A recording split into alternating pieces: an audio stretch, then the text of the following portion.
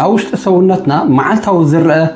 عبناي هرمونات مورادن مديابن يكايديو نابنت بسنك سترس اتناي چنقت هرمون مالت زي كورتيسول لعلي خديب كله اتناي قسانتن حاغوسن هرمون زخونه سيروتونين دما ببزحي يورد شعو وشتخا بفرحي يسم بدمو سبنتك دخيمو شكور كحتت يجمر እዚ ድማ ነቲ ሽኮር ዝቆጻጸር ኢንሱሊን ሆርሞን ኣብ ናይ ዘይምርግጋእ ኩነት ይእትዎ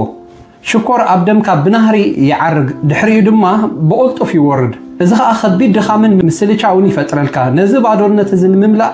ሞባይል ክትጥውቕ ወይ ሓጸርቲ ቪድዮታት ማለት ናይ ቲክቶክ ፌስቡክ ክትርኢ ከለኻ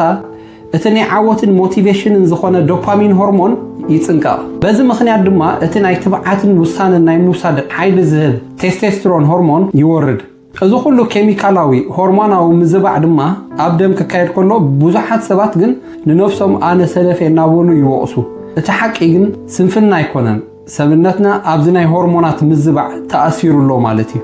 እዝን ካልእን ኣብዚ ቪድዮ ክንሪኦ ኢና ኣብ ውሽጥና ንህይወትና ብዓቢ ዝጸልዉ ዝመርሑ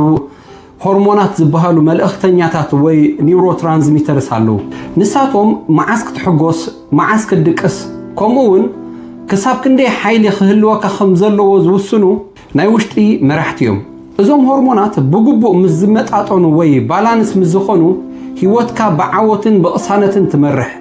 ميزانهم مززابعقن بزي من مخنيات كبي الدخام چنكتن كمون تسفى مقراص يسمعكا مزاحة سبات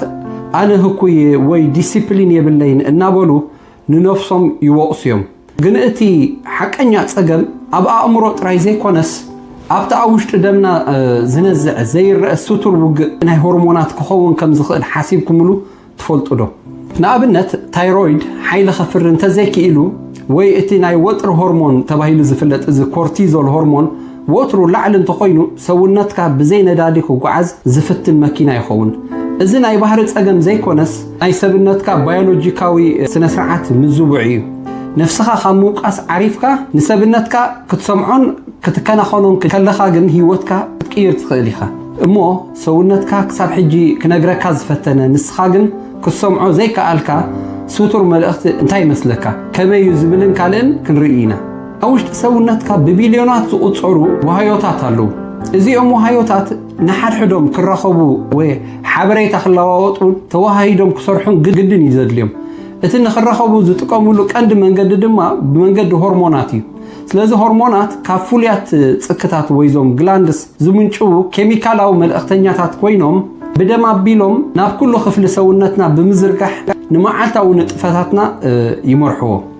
ሕጂ ሰውነትና ከም ሓንቲ ዓባይን ስርዕትን ከተማ እንተስኢልናዮ ሆርሞናት ከዓ ከምቶም ኣብታ ከተማ ዘለዉ ፖሊስ ወተሃደራት ሓካይም ኢንጂነራት ኦፊሰራት ኮምኦም ማለትዩ ኣብታ ከተማ ኩሉ ነገር በሰላም ክኸይድ እንተ ኮይኑ እዞም መልእኽተኛታት ዝበልናዮም ሆርሞናት ኣብ ግዜኦም ብትኽክለኛ መጠን ክለኣኹሎም ሓደ ካብኣቶም እንተ ተባላሽዩ ወይ መስመሩ እንተ ስሒቱ ግን እታ ከተማ ዝረግ ትዘራረግ ብዘይ ምኽንያት ዕግርግር ይፍጠር ፍርሒ ይነግስ ሓይሊ ሰብነትካ ድማ ይጽንቀቕ ነዚ ብዝበለጸ ንምርዳእ ኣብዚ ናይ ሳራ ታሪክ ንርአ ንሳ ብጣዕሚ ንፍዕትን ትግህትን ንብዙሓት ተተባብዕን ሰብያ ነይራ ሓደ መዓልቲ ግን ኩሉ ነገር ተቀያይሩ ንጎ ኸትንስ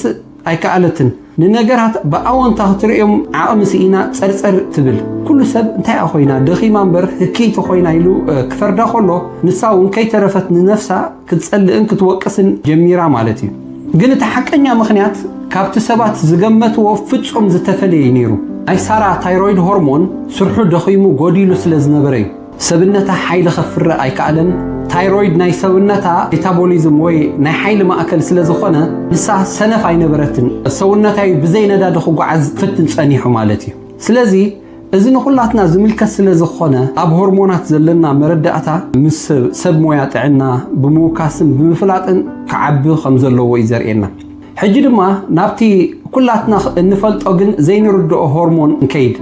إزي كورتيزول هرمون تباهيل زفلت إزي هرمون إزي ناي وتر وي ناي چنكت هرمون تباهيل زفلتي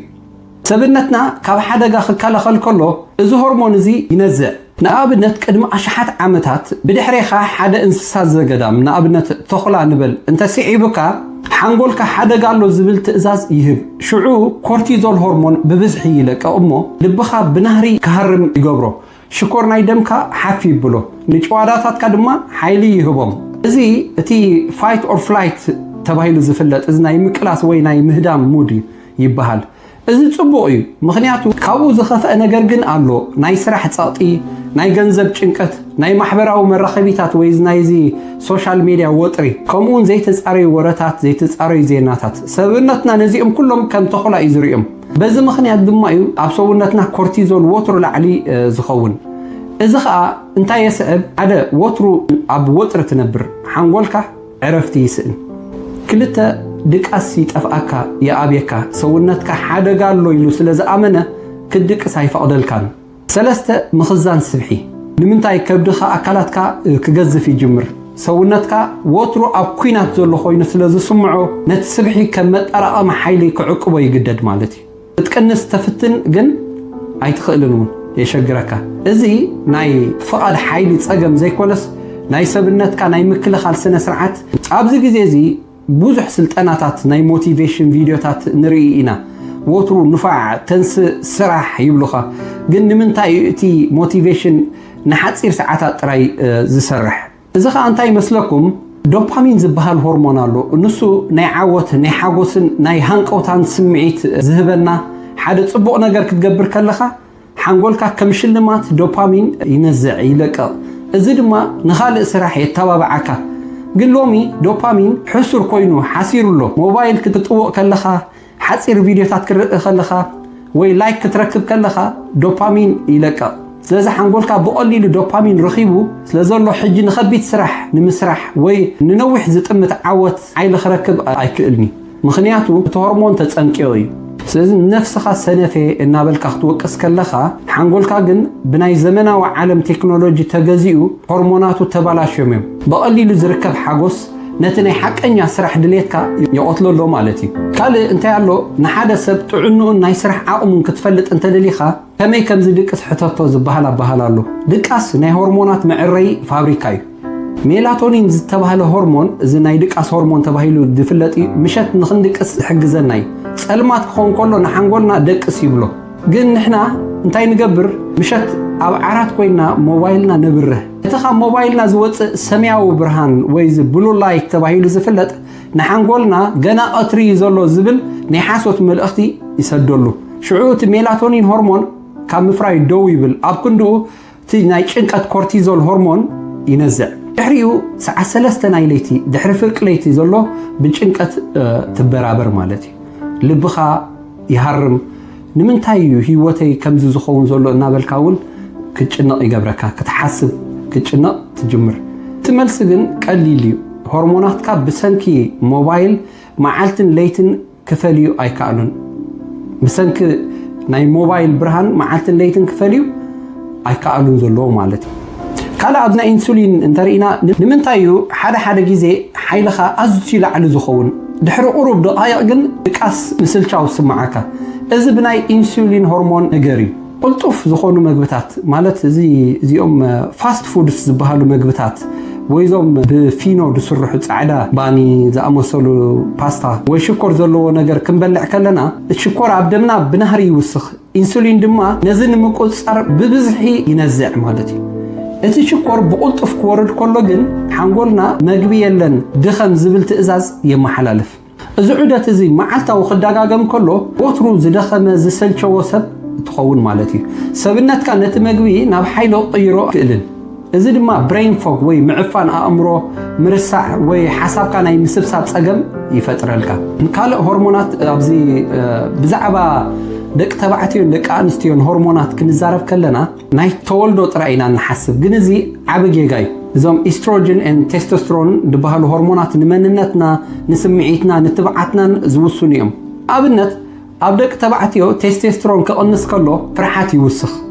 ውሳነ ናይ ሙሳር ዓቕም ድማ ይጎድል ድኻም ይስማዓካ ኣብ ደቂ ኣንስትዮ እውን ተመሳሳሊ ኤስትሮጅን ሆርሞን ክባላሾ ከሎ ናይ ስምዒት ምልውዋጥ እዚ ሙድ ስዊንግስ ይፍጠር እዞም ሆርሞናት ኣብ እንታይ ይባላሸው ንዝብል ካብቲ እንበልዖ ዘይጥዑይ ዘይቆንዕ መግቢ ካብቲ እንጥቀመሉ ፕላስቲክ ካብቲ ጡፍ ዘይኮነ ኣነባብራና ሰውነትካ ብስቱር ኬሚካላዊ ነገር ይምረዝ ኣሎ ማለት እዩ ንሕና ግን እቲ ፀገም ኣብ ኣእምሮና ጥራይ ንደልዮ እዚ ከዓ ጌጋ እዩ ካልእ ብዙሓት ሰባት ብዛዕባ ጭንቀት ወይ ድኻም ክሓስቡ ከለዉ ኣእምሮኻ ጥራይ ቀይሮ ፖዚቲቭ ኣወንታ ሕሰብ ይብሉኻ ግን ኣእምሮኻን ሰውነትካን ኣርጋ ሓደ እዮም ሰውነትካ ብሕማቕ ኬሚካላት ተመሊኡ ከሎ ኣእምሮኻ ብሰላም ክሓስብ ኣይክእልኒ ስለዚ እዚ ልክዕ ከምቲ ሞተር ናይ ማኪና ተባላሽ ከሎ ነቲ መዘወር ስቴርሶ ጥራይ ብምቕያር ከተዕርዮ ከም ምፍታን እቲ መዘወር ጥራይ እንተቐይርካዮ እታ ማኪና ኣይትንቀሳቐስንያ ሞተር ክዕሪ ክእል ኣለዎ እቲ ሞተር ድማ እዞም ሆርሞናትካ ዝነጥፍሉ እዩ ማለት እዩ እቲ ሞተር ድማ ሆርሞናትካ እዩ ሕጂ እቲ ዝዓበየ ሕቶ እዩ ዝመፅእ እሞ እንታይ ክንገብር ንኽእል ንዝብል እቲ መልሲ ንምርካብ ዓበይቲ ኸኒናታት መድሃኒታት ወይ ክቡር ወፃኢታት እውን ኣይድልየናን